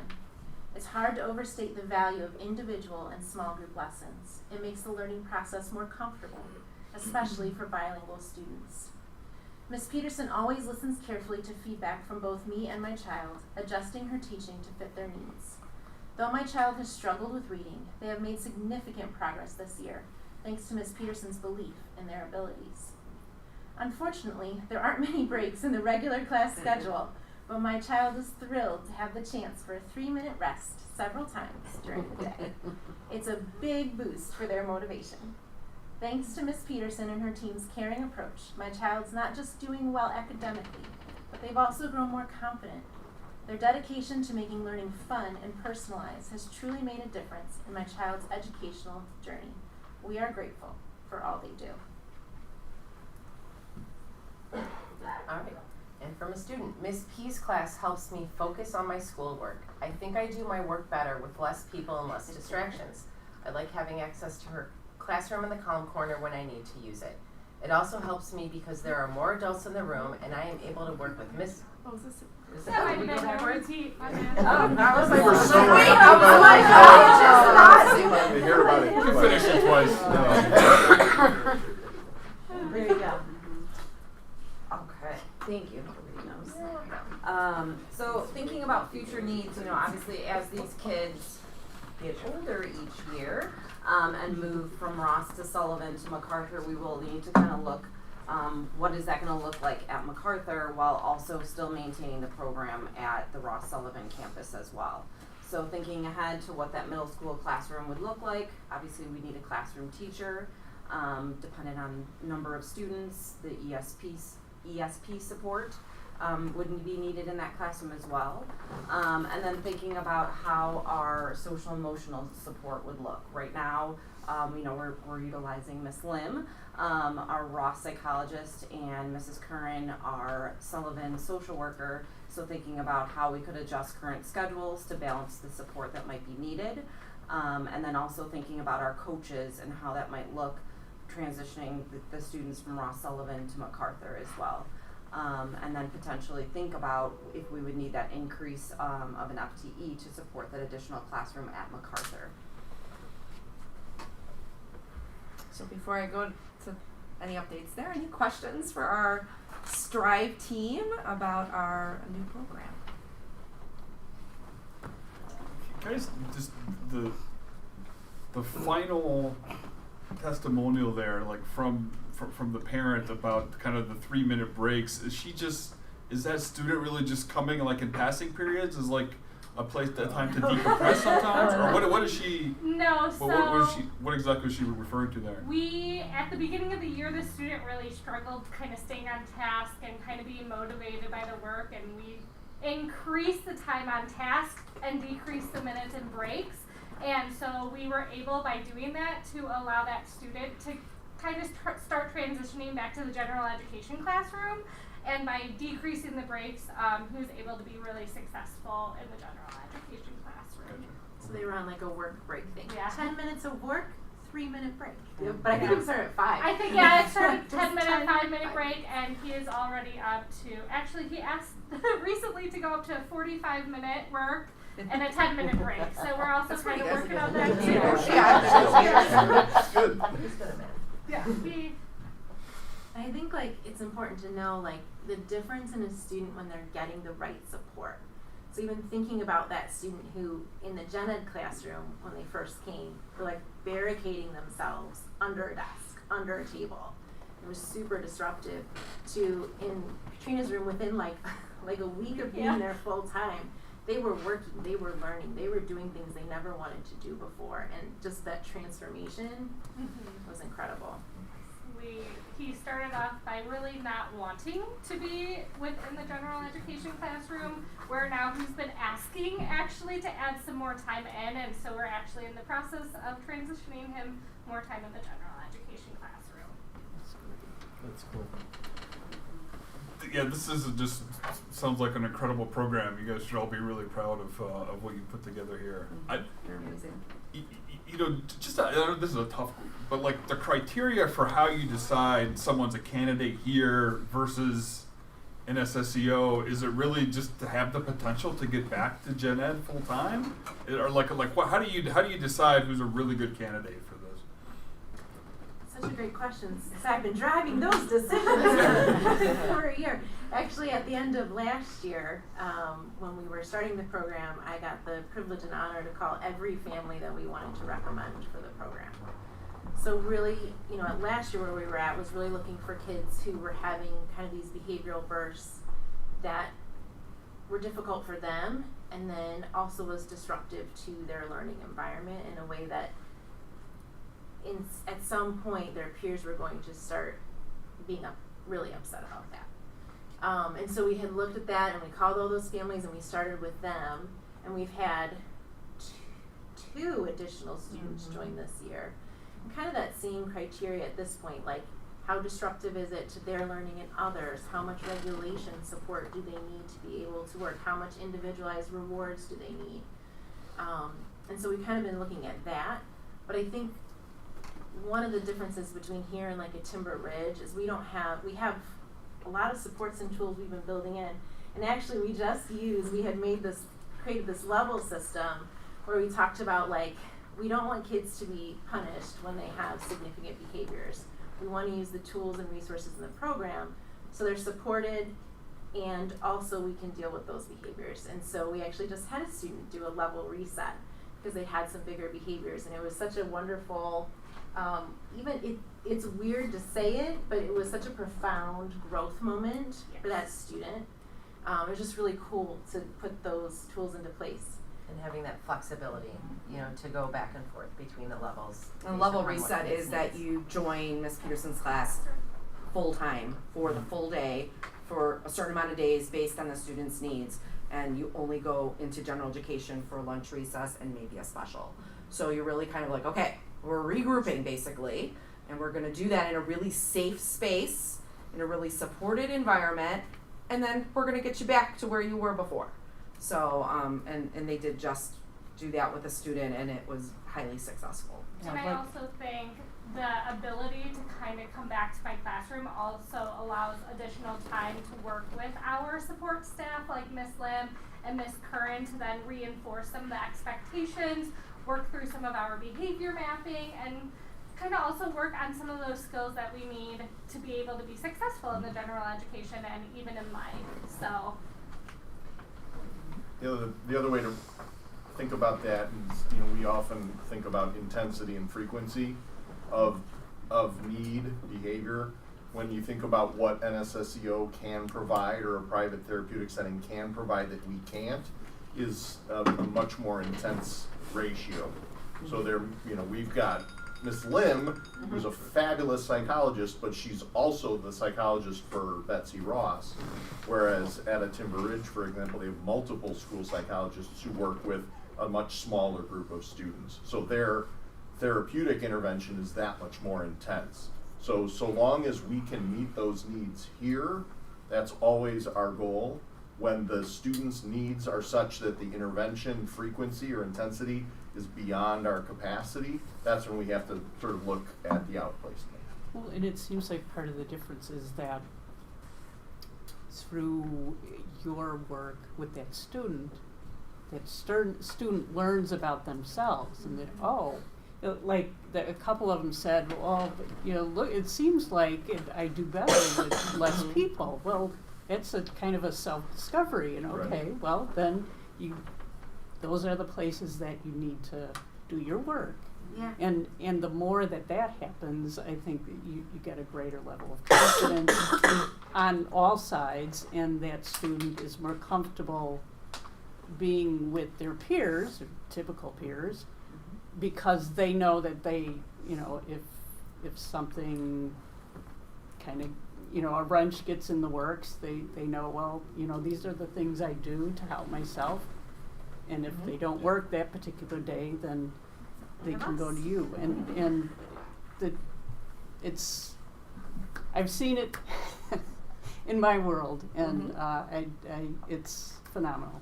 So I'm really happy that it's I have to tell you that student last year wouldn't have talked to us. Yes. I'd use every non-verbal, creative, drawing, whatever I could do to get them to talk. And this year to have them now saying their feelings, saying what they need, and getting help when they need it, tremendous. Yeah. And also doing a lot of the work on his own was not what he would have done last year. Like, I came back into my classroom today, and he actually went and did it upon himself to apologize to the teacher, and they were kind of in my classroom, kind of rebuilding that relationship. And I also think that kind of helps too with the collaboration between myself and Miss Lim and Miss Kern with the general education teachers as well. Yeah. It's great. Thank you. Thank you. All right, I'll keep going. Huh? Oh, yeah. Can you go to the next slide?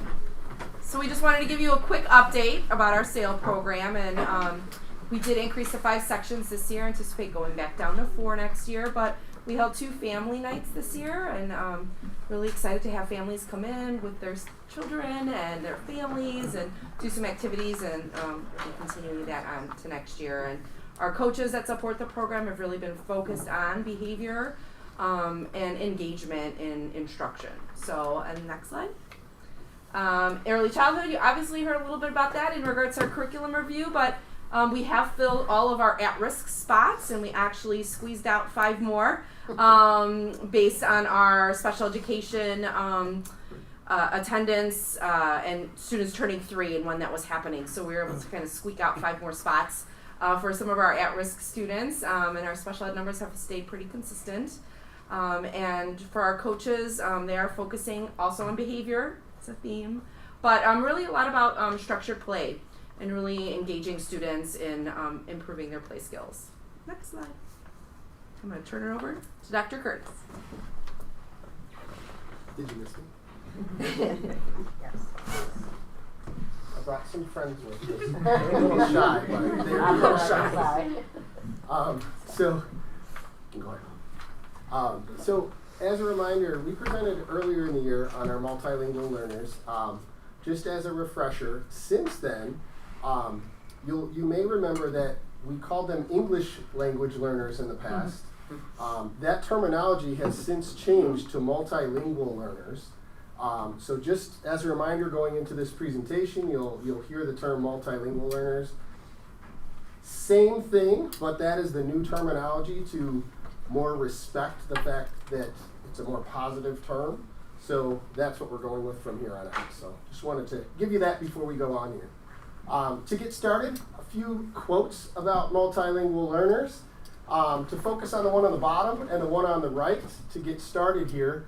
One of the benefits of being bicultural is simply, I'm awareness. Did you read it? Yeah, I can't see that far. Glasses So too. I guess I'm going to have to use this thing anyways.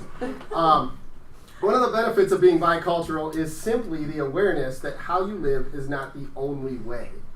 The other one on the bottom, a different language is a different vision of life. So a couple things that just kind of want to remind you of and everyone of about our district philosophy. Multilingual learners in our district, so often we focus on the language. It's so much more than the language. It's about the culture. It's about getting to know the family, getting to know them and who they are. And this year our theme in the district was communities of belonging. Still is communities of belonging. And this really hits on that notion. So I really think that hits home with our multilingual learners, because at this point, that's the first thing, especially with our newcomers. They're coming from maybe a land far away. Everything we do is so different to them. It's not just the language. That's such a small piece of it. They have to learn everything. They come to a school. They were at a school, but in their country, everything was so different. And that whole way of life is different, both to them and their parents. So it's so much more than that.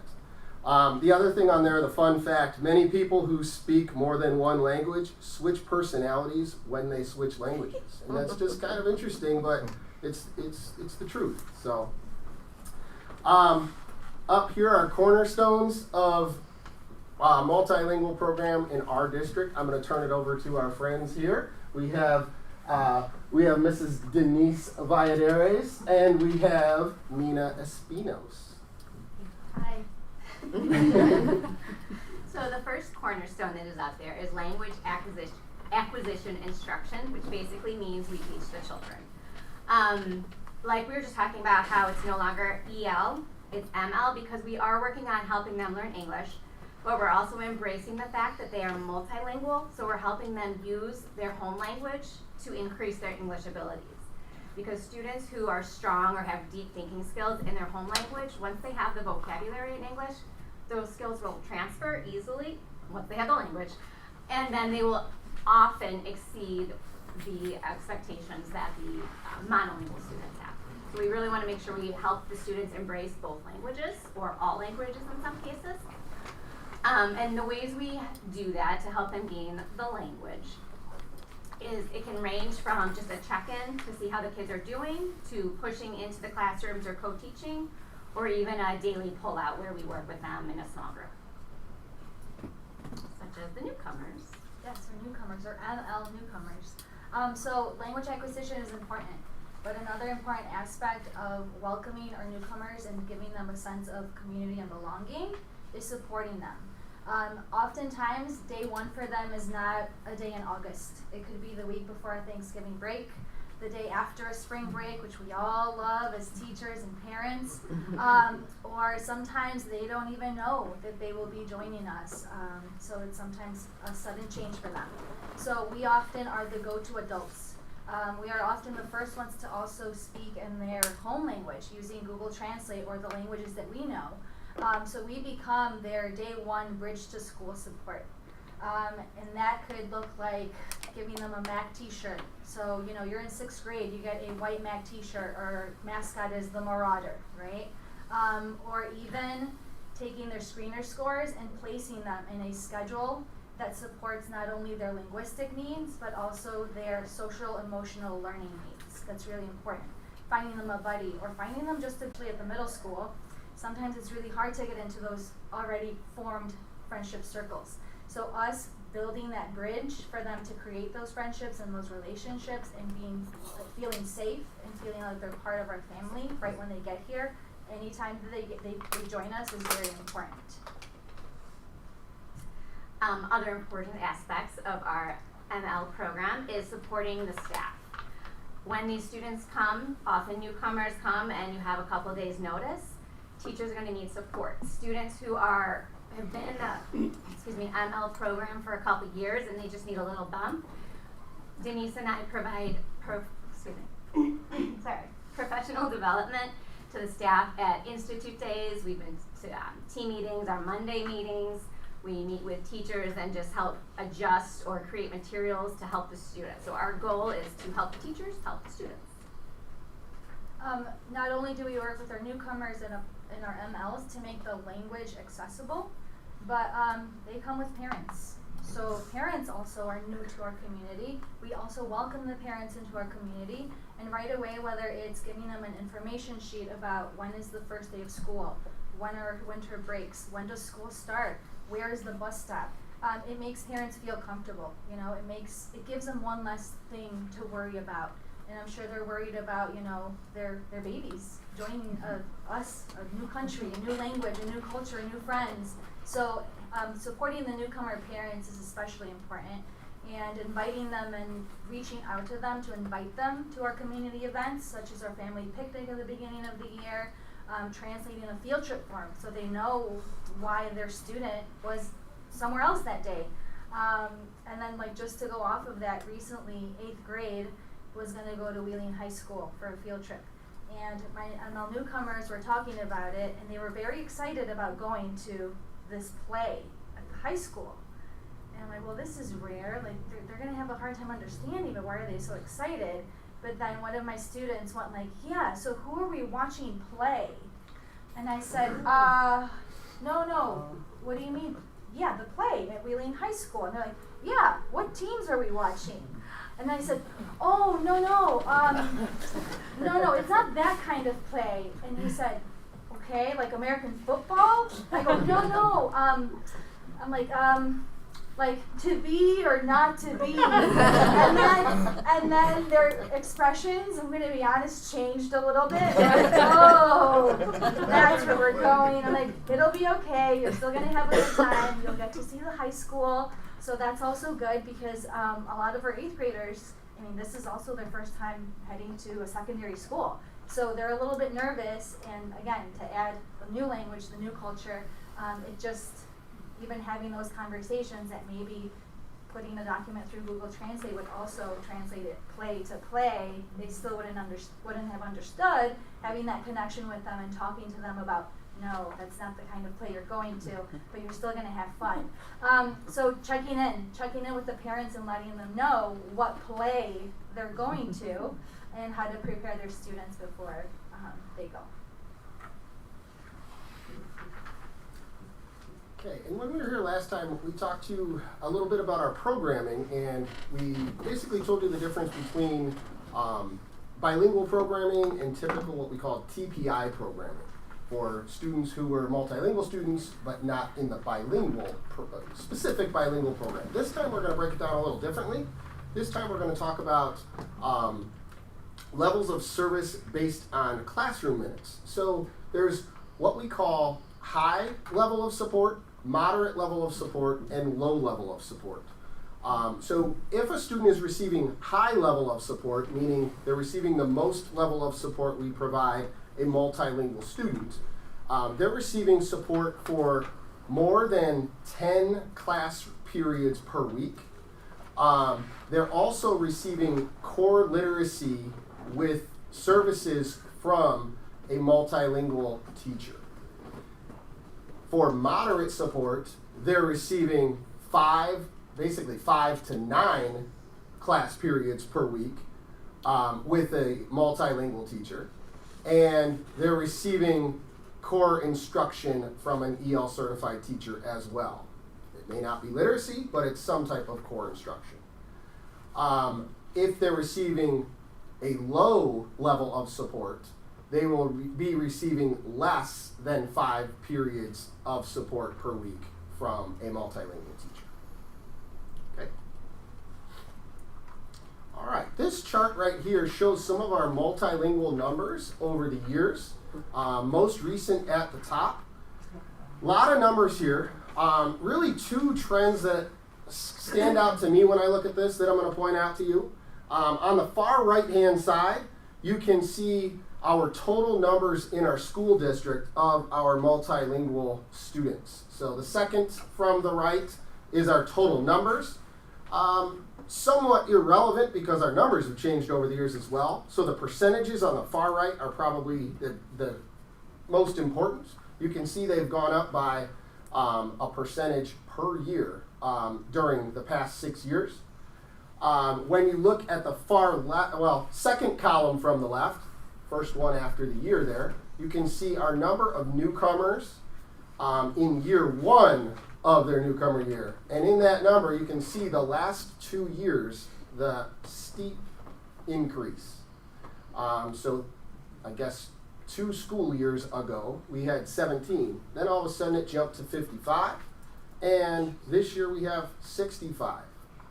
And since that number, we've gotten a couple more. So they're kind of coming, not every day, but quite often we're getting new students, and they seem to be newcomers. So this is a trend that is likely to continue for years to come here. And it's not just here. It seems to be in most districts in the area here.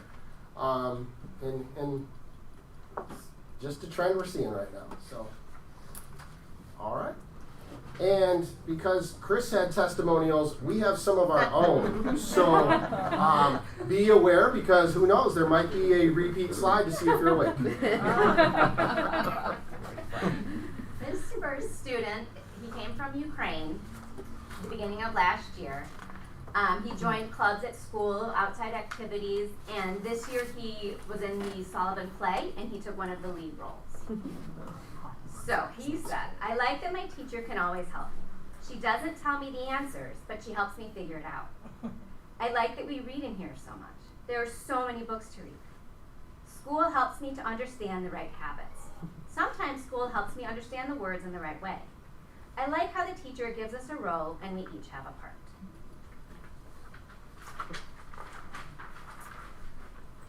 And this student, she was in the bilingual Spanish program, and then she recently exited, which is very exciting. Her family always attends our special events, the BPAC meetings and the fun fairs and things like that. She was a Sullivan ambassador who participated in assemblies for the school and things like that, so she really put herself out there. It's been great to see her confidence grow and see her advocate for herself, not only with the teachers, but like in the lunchroom. So she said, "I like that every teacher goes out of their way to be helpful with whatever you struggle in. Peers take time to help others, peers take time out to help others, and a lot of the subjects that we study help us to learn what we want to do when we grow up. Teachers believe in me and help me believe in myself like never before. One teacher in particular really just helped me see that I can be myself and I should be proud of who I am."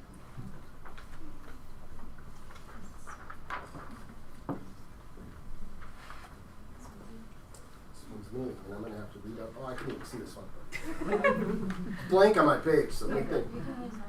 Oh, thanks. All right. See, look at this. We're a team here. All right. This one is from a staff member talking about maybe our lovely friends right up here next to me. The district multilingual teachers are an integral part of student and teacher success. They collaborate with classroom teachers by helping them plan lessons and implement strategies to target multilingual students, including pushing in and pull out support. They help adapt and modify materials to allow students to access grade level curriculum. Another important piece has been communicating with our families to make all feel welcome. Having these teachers as mentors has given me confidence and made me more comfortable working with multilingual students. This one is from a student who came from Greece. She was not here very long before COVID hit, so her first introduction to the English language was on a computer, or on an iPad. But the teachers worked very closely with her parents, and so that relationship was really important for that. The teachers and the parents both encouraged her to become involved. She felt included in everything that she was doing. And then, like it says there, she exited the program after being here for 2 years. Another thing that helped there is she's really active in school activities. So this student said, "I was very scared and nervous when I first came here because I didn't know what to expect. The best thing teachers did for me was to just make me feel comfortable. They translated for me and talked to the kids to help and have the kids help me whenever they could. It made me feel better because everyone was understanding and trying to help me. I think the other thing that helped me the most was that the teachers gave me extra time to complete my work. They were flexible and didn't expect me to complete as much as other kids because I had to translate the page and figure out what it meant too. The best things for me are that the kids and teachers in District 23 are nice and understanding. When I came here, I was scared. Because of their patience, though, I never gave up. All right, and our last slide, while our program is in great shape and we're doing great things, there are still things that we're going to be working on over this summer and also into next year. And we've highlighted 3 of those things up here. First of all, we want to make sure that we take a look at our programs and work on, called it realigning them across the district. Want to make sure that they're consistent as parents come into the district or teachers have questions. We want to make sure we have consistent programs where the 3 of us or anyone else knows what's going on and we communicate those expectations of if this kid moves in the middle of the year, here's exactly what happens. And make sure we have a flow chart and things like that saying exactly what happens to each student at each access level and things like that. Next up, interventions for multilingual learners. We haven't had really specific programming. We have interventions such as reading support and things like that our multilingual students join just like every other student. But as far as specific interventions for their language acquisition, we don't have those for newcomers. And I think that's something we want to look into very quickly here and see what we can find out there. And we've already started that. And the last one, our newcomer family liaisons. That's something that Denise and Nina have taken on as their new position, and they've done a great job of that. But I think we want to keep working on that and developing that further to make sure that those newcomer families are more and more just a part of our district. We want them to feel like they're a part of this district just as much as everyone else. You'll remember back at our Family Fest that we had a special booth to welcome them with a little bag for them. And more things like that, and making sure that we're going out of our way to welcome them to our family events. So, thank you very much. All right. Should probably take questions right now before. Any EL? Any new languages this year? Yes. Arabic's one that I've never worked with before. That's a fun. There definitely are. I couldn't tell you all of them. Can you think of any others? I mean, they're all new to me other than Spanish and English. But, So how do we support like all the Eastern European children? Like, I mean, just because like there's, I know that a big percentage of these are Ukrainian children. one way is using a lot of the tools that are out there already. I always call it Magic School Bus, but it's not. It's Magic School. I know. It's like the 90s kidding me. But so there are tools out there that can help us make the language accessible. Other than Google Translate, just taking the language and just making it, leveling it so that they can access. Because a lot of the Eastern European newcomers do have sometimes basic English, but they don't necessarily have the academic language. So that is where we come in, where we use their basic English and we level text, we level lessons. We meet with them one-on-one to help them understand and bridge the language that they have to the language that they are being, shown in the classroom. I think that's one of the pieces, Denise and Nina, that's what we're continuing to look for. And when I put up their interventions, it's not just a specific intervention, but also finding more things. Now that this is more prominent for us, making sure that we're doing our due diligence and look into the programs that are out there. There's actually programs that we have already that continue to develop and adding pieces to them. But teachers just don't have the time in their schedule to research things on their own. And so having Denise and Nina help with some of those things and then provide professional development and trainings on some of those pieces is how we can help our other staff members. I really like the kind of the emphasis you have on it, that academics is only a part of it, right? And that the family and inclusion and helping them socially, like that's all so important. So it's really neat. Yeah, I think the other unspoken part here is that oftentimes there's trauma involved, whether that's significant trauma like fleeing a war-torn region, or just the trauma of moving mid-year to a brand new country where nobody speaks that language. There's an emotional component of that our staff are really well in tune with, and you know, again, that you have to take care of that first so that kids feel safe, comfortable, and confident that we're going to take care of them before they engage in the math or science or social studies.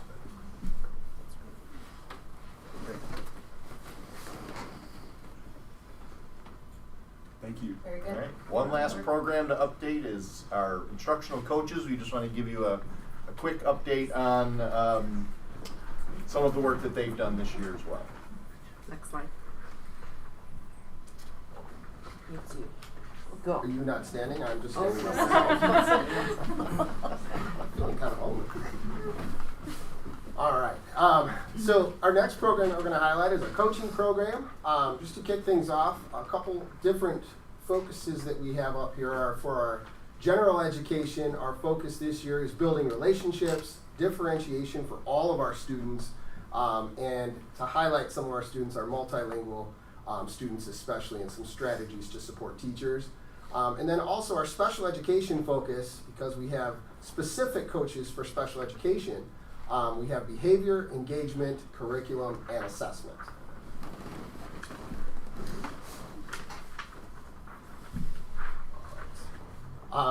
And just to highlight, we broke our coaches into 3 different categories here. We have our language acquisition coaches, which you just met, Denise and Nina there. Thank you for joining us and for all your hard work this year. We also have our district level coaches, let's see, of whom, okay, none of them are with us this evening. And then we have our building level coaches, who are our instructional coaches. And Lisa Schmidt, right here, has joined us, and Kelly Brockway have joined us this evening. So just to highlight a couple of those things, we talked about our EL program, so I'm not gonna highlight that right now. Our special education coaches help in all of the programs that we've highlighted earlier. So they help support our Strive program, our SAIL program, and some of the special education, other special education programs as well. Our building level coaches, they are coaches for every staff member throughout the whole building, or throughout the whole district, I should say. So some of the way that we see these coaches providing some professional development supports, it's first and foremost is really building that trust and rapport and strong connections with all the staff in the district, allowing the staff to be vulnerable, to take risks, and to have the openness and willingness to continue to grow and learn in their practice. All the coaches have attended a lot of their own professional development as well, adaptive schools, cognitive coaching, key to ed, presenting skills. Most of these have been through NSSEO as well. We have formed kind of this coaching connection with Mount Prospect District 57, and we've met multiple times with their coaches and our coaches, really to provide some collaboration between the 2 districts. And one of the big things that our coaches do is, outside of the day-to-day, team consultation and team meetings and individualized coaching that they do, is they also take a big leadership role on some of our institute days and some of our professional development topics during those days for all of our staff. Okay, so this chart right here highlights a couple different things. In the middle column, the number of sessions focuses on the number of sessions that our coaches have supported. So for example, since Lisa's right next to me, if she has supported, you'll see that huge number down at the bottom, 800. If she has gone and supported 25 team meetings, that number would have 25. Then if Kelly supported another 25, it would go up to 50. So that's how that number was created. And then the number of staff impacted on the right, that number shows how many staff throughout the year were impacted by that type of meeting. So the biggest number possible there is 225. To highlight a couple pieces of that, our Institute Day presentations up at the top there, while that number might not be so big, 10, we have had only a few institute days this year, but one big, huge change with those has been the impact that our coaches have had on those institute day presentations. They have created and planned institute day presentations on their own this year and led them based upon what they know about their staff members and the staff members' needs. They have led some sessions on equity, they have led some sessions on differentiation, and probably the most well-received feedback we've gotten on Institute Days, so astonishing the feedback that we received from those. So kudos to them, great job there. The other thing that I want to highlight is at the very bottom, skipping around, the independent staff coaching and mentoring. That's something that we provide, our coaches provide by request or through email. They contact each other back and forth, and when reached out to, some of those are just one meeting. Maybe a teacher needs help creating their goal or following through on their goal. Or maybe it's something they're working on, maybe they're having trouble with classroom management. And then they go into a classroom. The first session might be, I just want to come in and observe and see how your classroom runs. Then the next time they might come back and they might say, okay, I saw your classroom and I have a couple suggestions for you. Why don't I come in and I'll model for you with your classroom. The next time they come in, they'll have the teacher do it while they'll just observe again and see how it goes. Then they'll come back for a follow-up session. So it might be a series of coaching events. So that's how that works. That number next to that is how many individual staff members, out of probably about 200, because they don't provide coaching for our custodians, but that's out of 200 that I would say that they have coached and connected with this year. So it's about probably 75% or so of our staff members. Our district-wide special education coaches also facilitate and lead our ESP department meetings. So there are 6 meetings a year for our educational support staff to get some professional development. And so our coaches do develop and lead those sessions with them. And so anything from ranging from behavior management to communication to different curriculum, self-regulation. So lots of different sessions that are provided for this ESPs through that. And then all of our coaches, every single one of them, are involved in providing before and after school professional development. And so you'll see that that's something that they prepare for, and they can do that in small groups and have a little bit more impact versus maybe like a larger session at an institute day. So excellent. So thank you so much for listening. We know that was a lot of information, and thank you for your continued support of our coaches and our students and our teachers and our programs. Any questions? Ask any questions? Thank you very much. Thank you. That's good. Thank you. Thank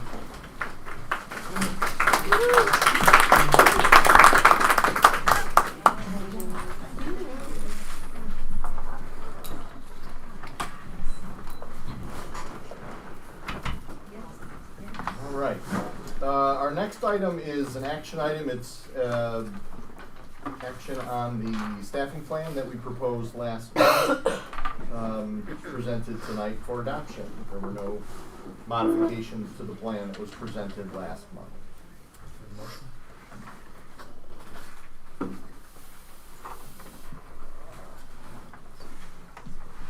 Anyone care to make a motion? I move to adopt the 24-25 staffing plan as presented. Second? Second? Mrs. Betlinski? Yes. Mr. Gradanis? Yes. Dr. Long? Yes. Mrs. McClaney? Yes. Mr. Nordmark? Yes. Mrs. Peters? Yes. Mr. Novak? Yes. Motion carries 7-0.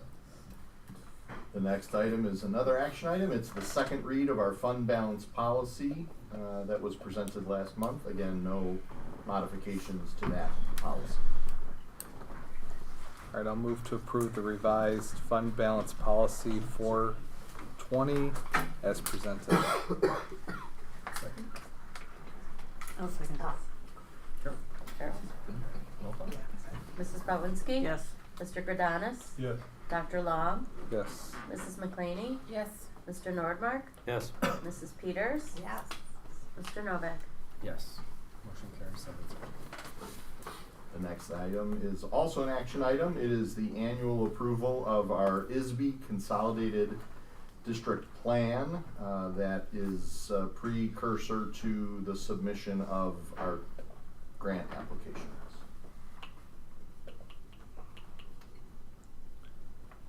I move to approve the District 23 Consolidated District Plan as presented. Second. Who was that? Sorry. Bryn. Bryn. Sorry. Roll call. Mrs. Bowenski? Yes. Mr. Gradanis? Yes. Dr. Long? Yes. Mrs. McClaney? Yes. Mr. Nordmark? Yes. Mrs. Peters? Yes. Mr. Novak? Yes. Motion carries 7-0.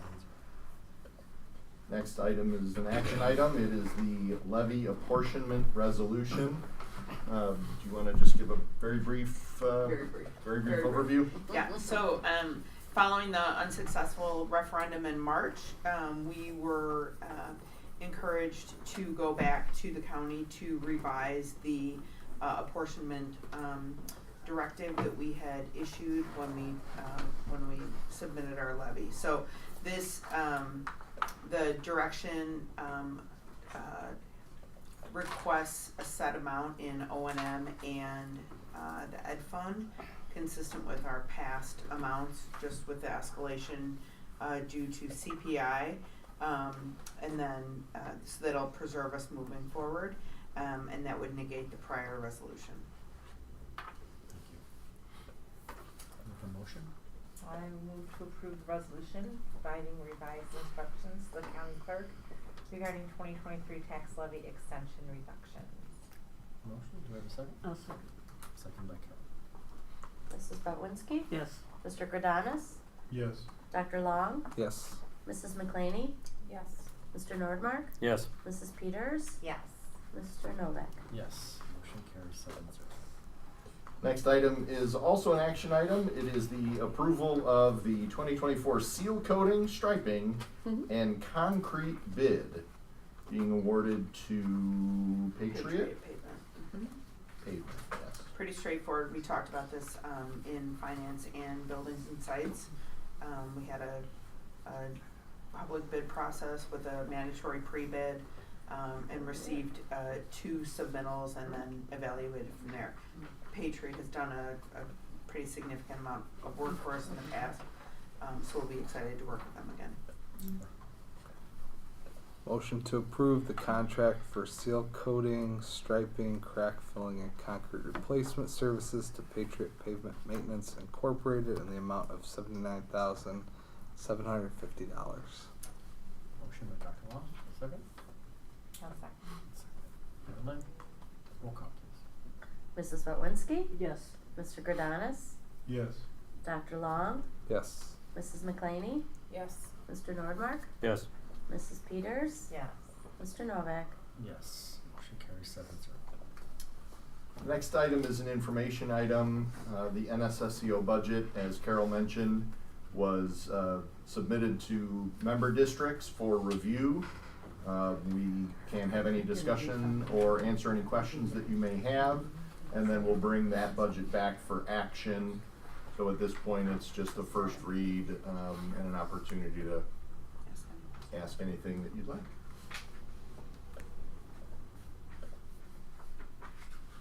Any questions? Man, I don't know, like we went through this in a lot of detail in finance. And just, that this is $1 million a year, right? That this is, think about our budget, right? That we have a very little discretionary budget, right? Because the vast majority of our funding is tied up in salaries and benefits, being able to provide these services to the kids that need it is a huge chunk of what's left, right? And it just is going up substantially every year, and it's unfortunately we really don't have a lot of recourse, right? Because we have to provide these services. We want to provide these services, but the costs are significant, are really significant the amount of discretionary funding that we have.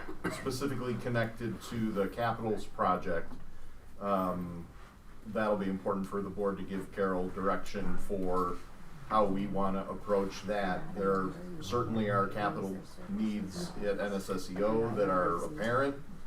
Our proportionate share of that is going to be less, but it's still a contribution toward their capital needs when we have our own capital needs. So that's sort of the tension that we have as a member district. We have a responsibility to NSSEO, but we also have a responsibility in district. So that's one of the things that we'll have to keep an eye on as we see that plan develop.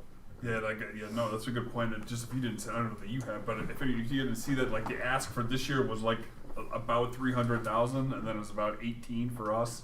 So we're about 5%, right, of that. And so that's not that big of an ask, but there's more coming, right? There's much more coming, right? And so that in coming years, right, that this is going to continue to be, a huge impact to to our to the availability of our funding and our spending.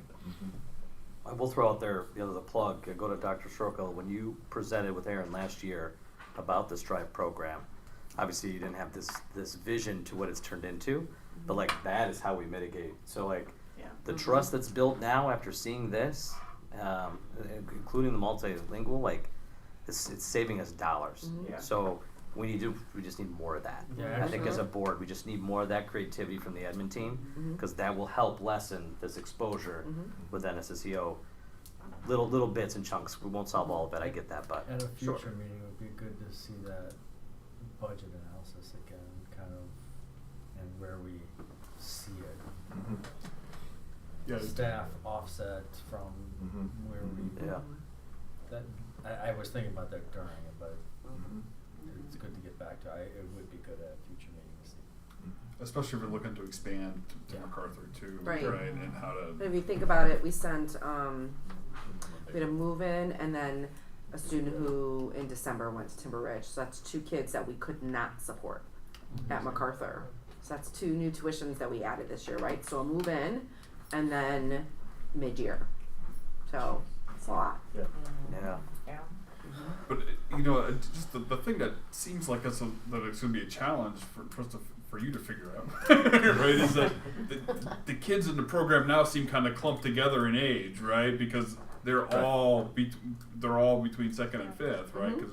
And so then as they move up, right? If it's it's 7 kids now, right? If we have 4 and 6 and 4 and by grade level, but we also have students that currently we're kind of piecing some things together to support them that would eventually probably qualify in 2nd grade to be in the Strive program, right? So, they matriculate through, so it's not just this little group of kids. It'll continually be 1 or 2 kids at each grade level, which then really forms a program. Right. So. And the challenge is you're limited to a 3-year band. Right. So age band. So you could do 4th, 5th, 6th, if that could work out, multiple buildings, right? But the pre-K, K1, 2, 3, 4, 5, you've got that band, and then the middle school. That's one of the limiting factors in that. If you could do a larger multi-age group, may mitigate some of that, but that's definitely a component of it. Yeah, but I would definitely echo what Kevin and Bryn were saying too. Is it's kind of, how many students are we servicing? How many are we not having to send to NSSEO because of this? And then what does this actually cost us, right? Because right now it's Katrina, it's 2 assistants, it's like X percentage of Aaron's time, X percentage, right? Right, Rachel's time. What is our actual kind of cost? Right.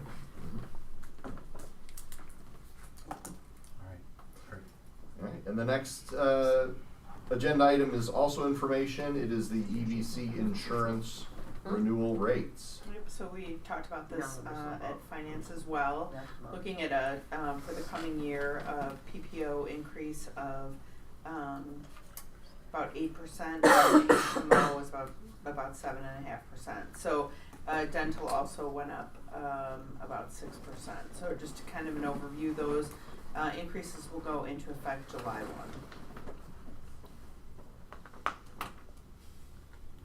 That was good to see that the, one of the plans, the HMOs, Yes. was eliminated, Yes. not needed, so that was good. Secondary HMO. That was a good committee we had, so. it was Yeah, good. the insurance committee worked. With the union, it was good. Mhm. I'm not confused. Alright, any old business? You've got the word. Hearing none. Any business? And also hearing none. Do we have a motion to adjourn to executive session for matters of personnel and negotiations? I'll move to adjourn to executive session on matters of personnel and negotiations. And there may be action after executive session. So, Second. alright, roll call please. Mrs. Belinsky? Yes. Mr. Gradanis? Yes. Dr. Long? Yes. Mrs. McClaney? Yes. Mr. Nordmark? Yep. Mrs. Peters? Yes. Mr. Novak? Yes.